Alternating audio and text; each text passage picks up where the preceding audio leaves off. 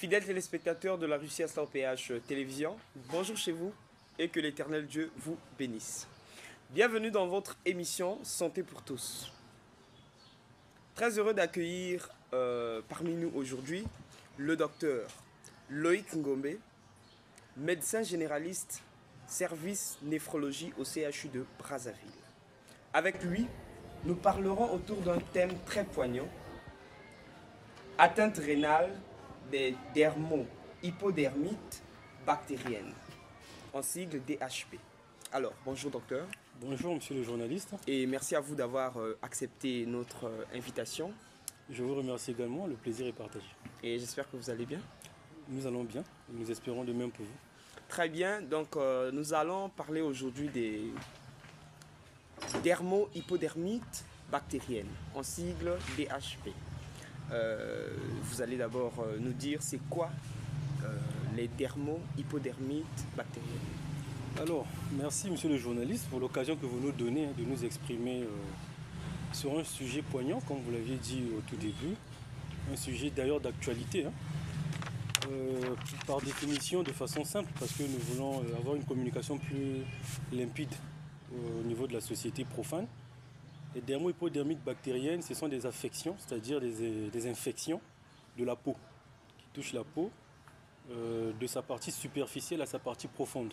Parce que vous savez, la peau, la partie superficielle, c'est celle que nous voyons tous, qu'on appelle l'épiderme. Vous avez le derme en bas, sous l'épiderme, et vous avez l'hypoderme, qui est la partie la plus profonde de la peau. Donc de façon simple, c'est une infection qui touche la peau. Simplement, c'est ça. L'infection qui touche la peau. L'infection qui touche la peau, de façon simple. Merci beaucoup. Tu as un microbe qu'on appelle le staphylocoque aureus ou le streptocoque. De façon simple, c'est ça. Merci beaucoup. Et fidèles téléspectateurs, n'hésitez pas, en tout cas si vous avez de quoi noter, c'est toujours très important parce que l'ignorance tue. Et vous nous avez donc défini ce qu'on appelle par DHB. Oui. Et nous parlons ici des atteintes rénales dues à ces DHB. Alors, qu'appelle-t-on par atteinte rénale? Bon, les atteintes rénales, comme de façon simple, comme on entend, atteinte rénale, c'est-à-dire que un patient atteint de dermo-hypodermite bactérienne, que vous avez appelé ici en sigle DHB, qui est d'ailleurs reconnu internationalement, ce sigle. Les atteintes rénales, c'est-à-dire que des infections bactériennes de la peau, on arrive à une atteinte rénale. C'est-à-dire que le rein tombe malade après cette infection de la peau. De façon simple, c'est comme ça que nous pouvons définir atteinte rénale due aux dermo-hypodermites bactériennes. Alors, est-ce que on peut facilement diagnostiquer les dermo-hypodermites bactériennes? Bien entendu, les dermo-hypodermites bactériennes, ce sont des pathologies qui se diagnostiquent. Bon, après, vous savez, le mot facile reste aussi un mot qui reste philosophique. Facile, c'est peut-être trop dit, mais le diagnostic n'est pas aussi difficile que ça. C'est un diagnostic, chez nous en médecine, on dit clinique. C'est-à-dire, en première vue, en voyant le malade, on peut poser le diagnostic. C'est-à-dire, c'est un diagnostic qui se fait en voyant la peau du malade. Généralement, c'est les parties qui sont atteintes, ce sont les parties basses, c'est-à-dire nos deux membres inférieurs. C'est le pied ou la jambe qui est atteinte, qui est gonflée, qui est rouge, surtout chez les gens de peau claire. D'accord, avec très souvent une petite plaie. Ça avait commencé par une petite plaie, ça s'est gonflé, ça fait très mal. Et chez toujours ceux qui ont une peau claire, on va voir une ligne qui va aller du lieu de la plaie jusqu'au niveau d'un endroit où il y aura un gonflement qu'on appelle les ganglions, qu'on appelle en médecine des adénopathies. C'est ce qu'on appelle scientifiquement des traînées de lymphangites. D'accord, donc rien qu'avec ça, avec un patient qui fait de la fièvre, avec ça on peut parler de dermo-hypodermite bactérienne. Ça suffit pour poser le diagnostic. Merci beaucoup docteur. Oui. Et qu'est-ce qui cause vraiment les DHB? Je l'ai dit en amont, la cause elle est bactérienne.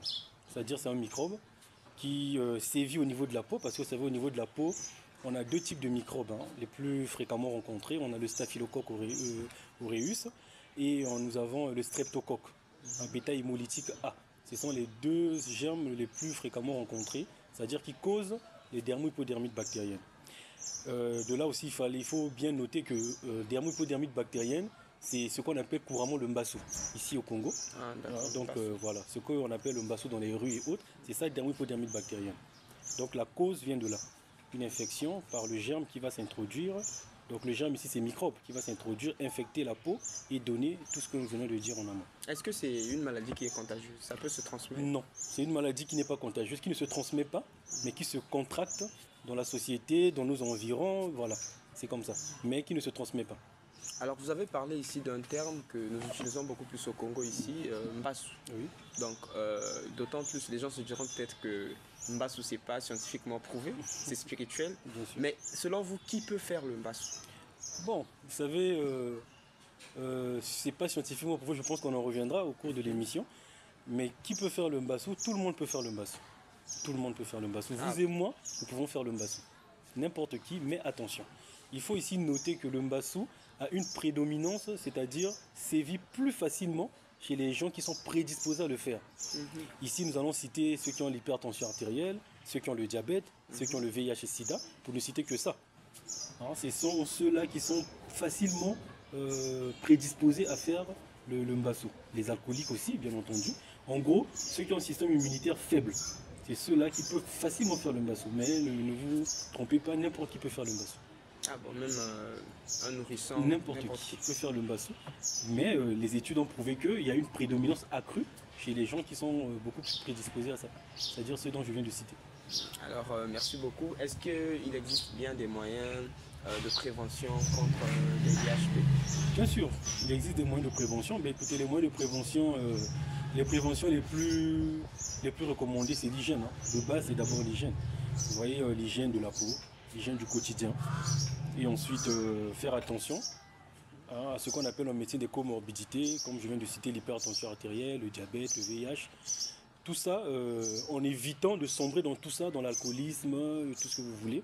En évitant de sombrer dans ça, bien évidemment, on évite aussi de faire le Mbassou. Maintenant, d'où provient réellement ce microbe-là? Bon, ce microbe, c'est un microbe, comme je vous l'ai dit, hein, c'est un microbe, déjà on appelle ça en médecine les germes commensaux, c'est-à-dire qui sont là en permanence avec nous. Déjà, là où nous En réalité, là, nous sommes tous porteurs du staphylocoque sur notre peau, du streptocoque sur notre peau.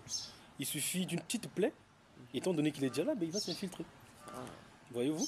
Et donc, ceux qui ont un déficit immunitaire, c'est-à-dire qui ont un système immunitaire faible, peuvent très facilement développer ce genre de maladie.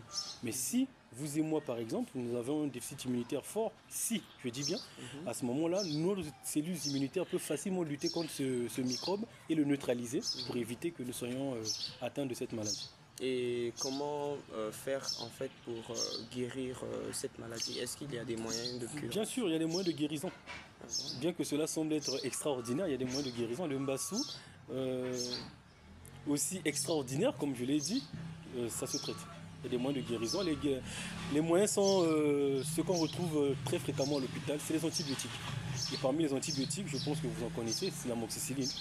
L'amoxicilline acide clavulanique est le premier produit qu'on met lorsqu'un patient est atteint de Mbassou. C'est le premier produit qu'on met. L'amoxicilline. L'amoxicilline acide clavulanique. Les gens sont là en train de trapahuter pour chercher la guérison alors que les amoxys sont avec nous en permanence. Évidemment. Et les gens ne... Évidemment, c'est ça le premier produit qu'on met dans les cas de Mbassou, c'est l'amoxicilline. En tout cas, c'est très fort. Voilà pourquoi, chers téléspectateurs, je l'ai dit en amont que l'ignorance tue. Nous ne devons pas souvent parfois se faire des idées sans avoir plus de connaissances dans ce que nous faisons. Et comment survient alors les atteintes rénales à partir des DHP? Bon, vous savez, les atteintes rénales, déjà les deux germes, les deux microbes que nous avons cités, ce sont des microbes qui peuvent aussi atteindre le rein. C'est-à-dire, ça part d'une petite plaie, comme je vous ai dit, très souvent. Parce qu'il y a deux façons d'être atteint de cette maladie, le Mbassou. Ça peut aller d'une petite plaie, tout comme ça peut aller de l'intérieur de notre corps, c'est ce qu'on appelle en médecine la voie hématogène. Donc nous allons prendre la voie la plus fréquemment rencontrée, c'est-à-dire une petite plaie. Le germe entre, il a colonisé l'organisme, s'il faut le dire comme ça, ou encore la petite région par laquelle il est entré.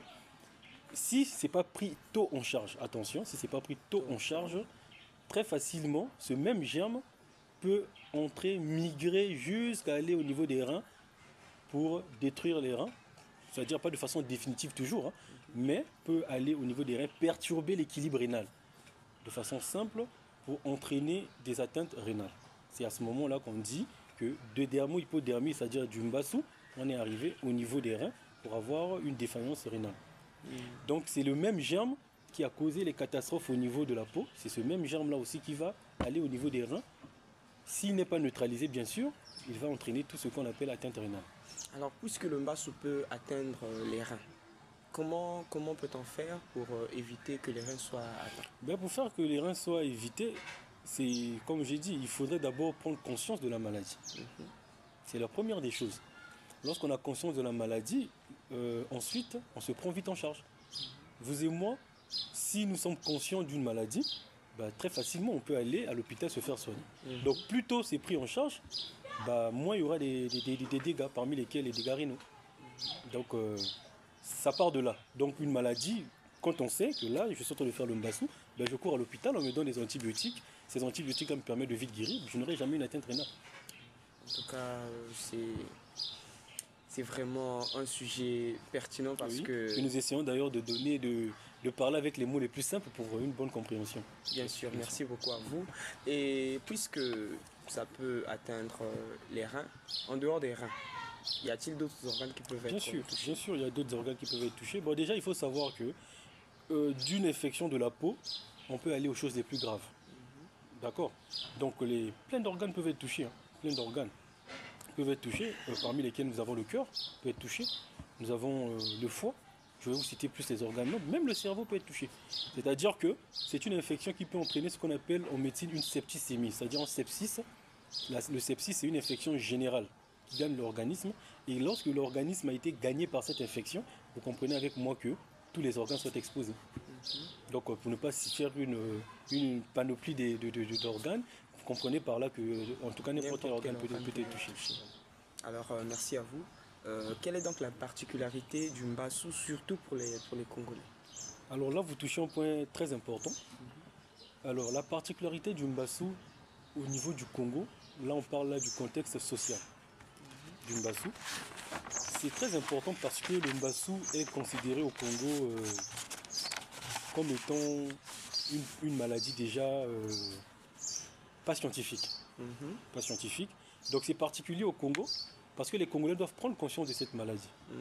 Les Congolais doivent comprendre que le Mbassou, déjà c'est une dénomination qui est purement congolaise, parce qu'internationalement c'est pas reconnu. Donc si nous nous permettons de dire Mbassou ici, c'est pour faciliter en fait la compréhension avec les téléspectateurs ou les internautes. Effectivement. Donc la particularité dans notre société, c'est pour moi, c'est prendre conscience que cette maladie est scientifique. C'est ça, sur le plan social, pour moi c'est ça.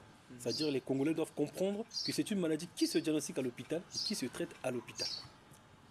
Donc pour ce faire, il faudrait d'abord que nous, en tant qu'agents de santé, nous puissions faciliter cette communication afin que les gens puissent comprendre que c'est une maladie qui finalement peut être guérie à l'hôpital. Et d'ailleurs diagnostiquée aussi. Merci beaucoup à vous. Alors sur quel pourcentage pouvons-nous estimer des patients ayant des DHB avec atteinte rénale? Bon, déjà, en termes de pourcentage, vous devez savoir que nous avons mené une étude récemment. Nous avons mené une étude. Les pourcentages ont été quand même énormes, mais nous n'avons pas pu mener une étude sur le plan national, c'est vrai. Nous avons plutôt mené une étude locale, notamment au niveau du CHU de Brazzaville, qui est récente, très récente. Et le pourcentage était de 85,6% de patients qui venaient avec le Mbassou et qui avaient un problème rénal. Un très fort pourcentage. C'est un très fort pourcentage sur un échantillon de 174 patients. Vous comprenez avec moi que c'est quand même assez énorme. Nous avons récolté 174 patients qui venaient avec le Mbassou et parmi les 174, 85,6% faisaient le Mbassou, faisaient une atteinte rénale due au Mbassou. Donc voilà, ce sont les pourcentages. Ça, c'est au niveau du CHU de Brazzaville. Rien qu'au niveau du CHU, donc c'était rien que les malades qu'on recevait au CHU. Donc je pense qu'avec le temps, d'autres études seront menées. Il y a eu des études, c'est vrai, qui datent quand même, qui ont montré quelques pourcentages. Je crois que j'en ai en tête. Les plus anciennes avaient montré 25% de la population congolaise qui faisait une atteinte rénale due au Mbassou.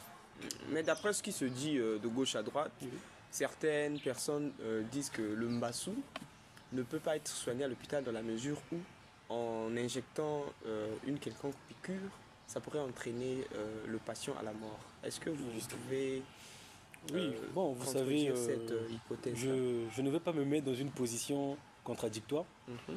pour ne pas provoquer une sorte de stigmatisation. Parce que Effectivement. là, vous êtes en train de toucher un domaine assez sensible, Mhm. parce que nous entrons là dans la dimension mystico-religieuse du Mbassou, si vous comprenez avec moi. Parce que c'est une pathologie, c'est une maladie qui est considérée comme étant une maladie mystique. Ça, il faut le dire. Dans notre contexte, c'est une maladie qui est considérée comme ça. Donc pour beaucoup de gens, c'est un sort. Ah, on m'a jeté un sort, bah, qui n'a Mbassou. Donc, les Vimbi, dans le moyen qui est l'hôpital T, parce que c'est une l'hôpital, on entend ça. Même nous, en tant que médecin, on entend ça. On reçoit des malades qui viennent malheureusement des stades très avancés, qui sont passés par tout ce que vous dites là. Voyez-vous? Mais en fin de compte, lorsqu'ils arrivent et on les injecte ce qu'il faut injecter, ben, ils ne meurent pas.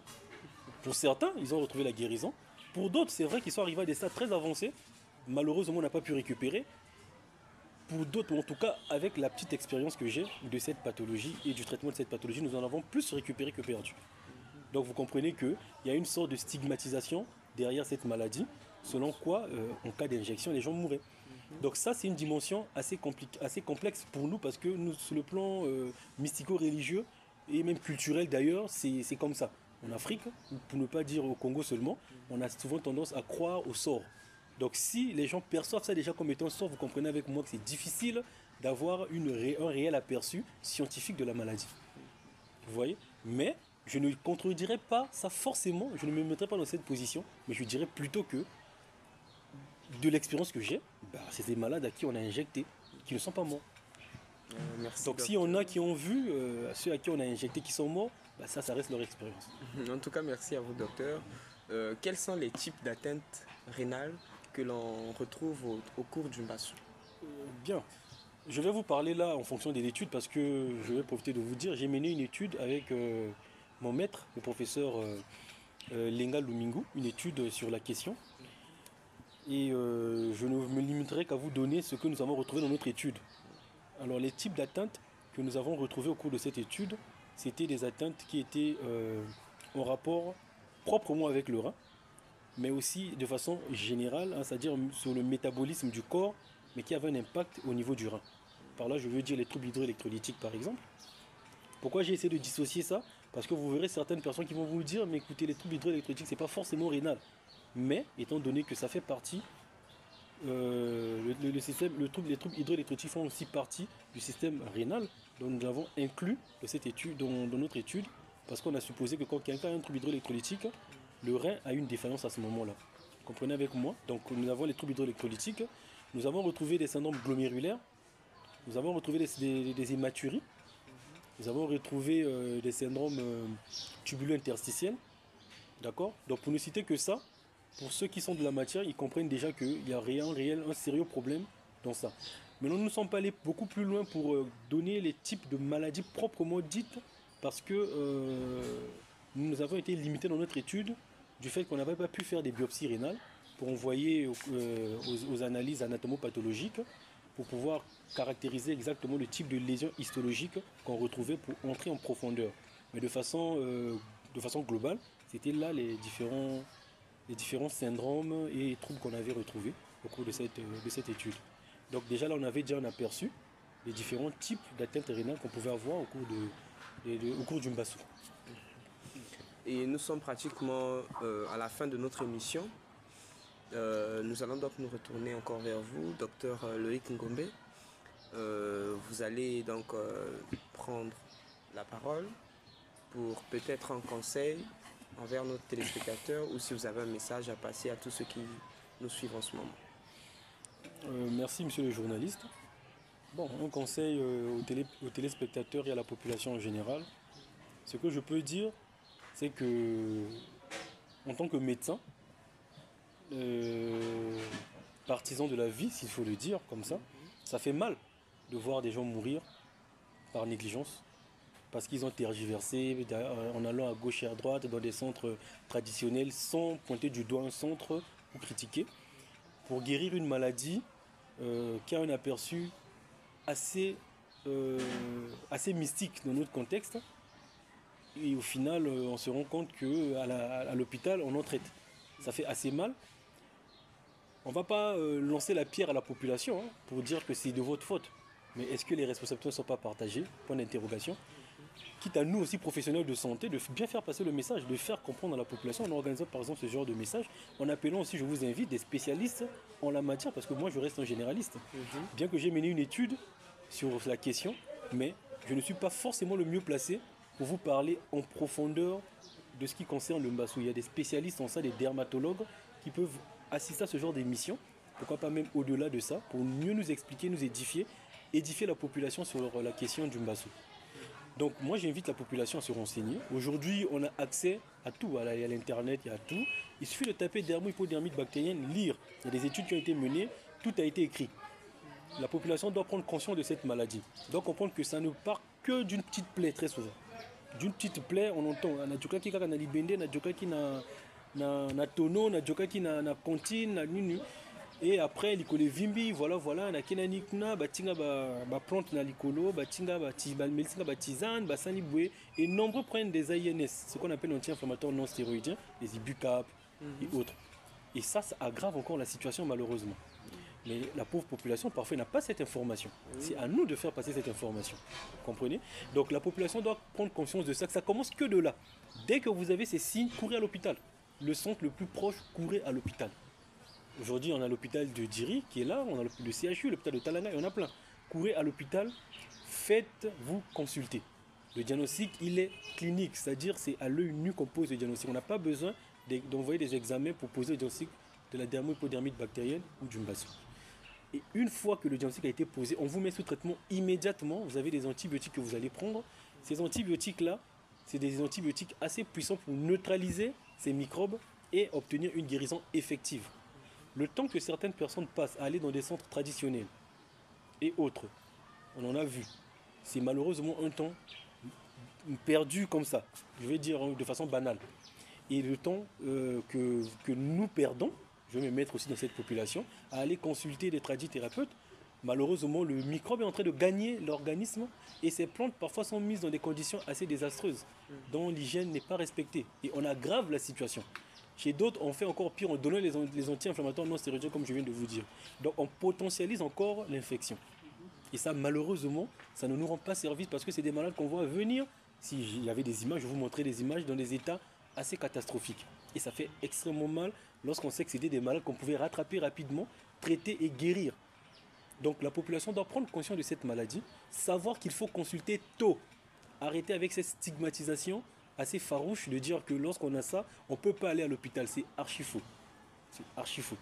Donc, le conseil que je donnerai à la population, c'est ça. Prendre conscience de la maladie, consulter le plus tôt possible, se faire traiter, avoir une bonne hygiène, savoir que lorsqu'on est diabétique, hypertendu, immunodéprimé au VIH, un cancer et autres, nous sommes plus exposés à faire ce genre de maladie. Donc, faire très attention. À la moindre plaie, prendre en charge très rapidement avec des petits pansements, la bétadine. Déjà, même nous-mêmes, on peut le faire. C'est-à-dire, nous, en tant qu'individu lambda, on peut le faire rapidement, le temps d'aller consulter pour éviter de sombrer dans des complications qui peuvent être désastreuses. Là, on a parlé des atteintes rénales, des dermo-hypodermites bactériennes, on a donné des pourcentages, mais je vous assure qu'il y a bien plus que les atteintes rénales, il y a autre chose. Donc, pour les atteintes rénales, il y a des dermatologues, il y a des néphrologues qui, ensemble, s'associent généralement pour gérer ce genre de problème, qui malheureusement, lorsque ça arrive déjà même aux atteintes rénales, ça arrive à des stades déjà très avancés, au point où, parfois, on a du mal à récupérer les malades, bien qu'on en récupère. Donc vous comprenez que pour éviter d'en arriver là, d'où le fait d'insister sur l'atteinte rénale, parce qu'on avait remarqué que c'était assez fréquent, parce que nous avons eu la chance de mener cette étude, voilà pourquoi nous avons parlé des atteintes rénales. Donc à la population congolaise, éviter cette stigmatisation, il y a des hôpitaux pour ça, consulter le plus tôt possible afin d'éviter les différentes complications. Merci à vous. C'est le message que nous pouvons passer à la population. Et merci, c'est un message très poignant. Et j'espère que, fidèles téléspectateurs, vous avez été très attentifs parce que ce sujet, c'est quand même un peu bouleversant parce que d'autant plus se disent que c'est carrément une maladie spirituelle. Mais nous, au moins, nous avons eu cette chance-là de recevoir le docteur Loïc Ngombe qui nous a carrément éclairci à ce sujet. Et merci à vous de nous avoir suivis. Merci pour votre fidélité. Restez scotchés sur votre chaîne, notre chaîne, la chaîne de l'EPH. Et n'oubliez surtout pas les conseils de notre cher docteur. Et je vous dis encore merci pour merci, votre présence ici. Et je crois que nous nous reverrons la prochaine fois. Nous l'espérons. C'est d'ailleurs très profitable pour nous d'assister à ce genre d'émission et de comprendre que beaucoup de gens s'intéressent à la santé de plus en plus. Nous espérons que nous nous retrouverons très bientôt. Merci. Et merci beaucoup à vous. N'oubliez pas que la santé n'a pas de prix et n'hésitez pas si vous avez des commentaires. Si vous avez aussi des questions au sujet de votre santé, n'hésitez pas de poser vos questions et prochainement, vous aurez peut-être l'occasion d'avoir des réponses à travers aussi nos émissions. Je vous remercie beaucoup.